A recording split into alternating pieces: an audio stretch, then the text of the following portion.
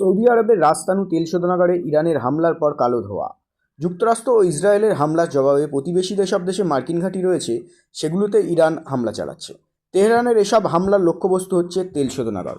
গত সোমবার এ ধরনের কয়েকটি হামলার পর মধ্যপ্রাচ্য জুড়ে গ্যাস ও তেল শোধনাগার বন্ধ করা হয়েছে। আন্তর্জাতিক বিশ্লেষকরা জানিয়েছেন, উপসাগরীয় দেশগুলির প্রতিরক্ষা ব্যবস্থা ইসরায়েলের মতো উন্নত না হওয়ায় ইরান তাদের সহজে লক্ষ্য হিসেবে বেছে নিয়েছে।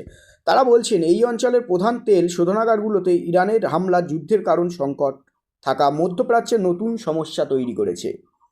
তা মূলত এই অঞ্চলের অর্থনীতির মূল চালিকা শক্তিতে আঘাত করেছে। ইরান গতকাল একটি ড্রোন হামলার পর সৌদি আরবের বৃহত্তম তেল শোধনাগার বন্ধ করে দিয়েছে।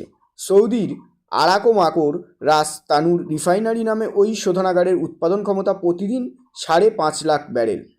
কাতারও গতকাল তরলকৃত প্রাকৃতিক গ্যাসের উৎপাদন বন্ধ করেছে।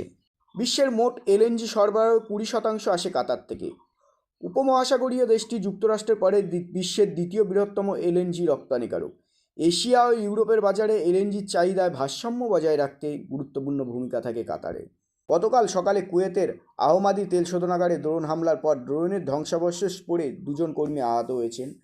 মধ্যপ্রাচ্যের তৃতীয় দিনের মতো পাল্টাপাল্টি হামলায় ইরাকের কুর্দিস্তানের বেশিরভাগ তেলক্ষেত্র এবং ইসরায়েলের বেশ কয়েকটি গ্যাস ক্ষেত্রের উৎপাদন বন্ধ হয়ে গেছে। গতকাল কাতারের রাজধানী দোহা এবং সংযুক্ত আরব আমিরাতের রাজধানী আবুধাবিতে বিস্ফোরণ শোনা যায়।